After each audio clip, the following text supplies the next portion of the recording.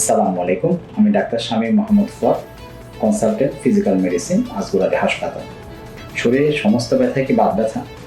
রোগীরা অনেক সময় বলে থাকেন যে আমার বাতের সমস্যা আছে। আসলে সমস্ত ব্যথাই কিন্তু বাত ব্যথা না। বাত ব্যথার জন্য নির্দিষ্ট কিছু লক্ষণ থাকলে সেগুলোকে আমরা বাতের সমস্যা বলে থাকি। এর মধ্যে যেরকম যেকোনো জয়েন্ট ফুলে গিয়েছে, ফুলে লাল হয়ে গেছে এবং সাধারণত কাজকর্ম না করলে জয়েন্টগুলো এরকম স্টিফনেস ডেভেলপ করে, মুঠি করতে কষ্ট হয় বা জয়েন্ট নাড়াচাড়া করতে কষ্ট হয়। একটু হাঁটাচলা করলে আবার এগুলো ফ্রি হয়ে যায়। সাধারণত এগুলো হলো বাতের সমস্যা। এছাড়া অন্য যে সমস্যাগুলো হয় এর বিপরীত যে লক্ষণগুলো দেখা দেয়, অর্থাৎ সাধারণত গিরাগুলো ফুলে যায়নি, লাল হয়ে যায়নি, হাঁটাচলা করলে ব্যথা বেড়ে যাচ্ছে কিন্তু রেস্ট নিলে কোনো রকম ব্যথা থাকে না, এগুলোকে আমরা মেকানিক্যাল পেইন বলে থাকি। এগুলো খুব সিগনিফিক্যান্ট খারাপ কোনো বাত ব্যথা নয়। এগুলো সাধারণত কোনো মাংসপেশির ব্যথা অথবা কোনো নার্ভের কম্প্রেশন।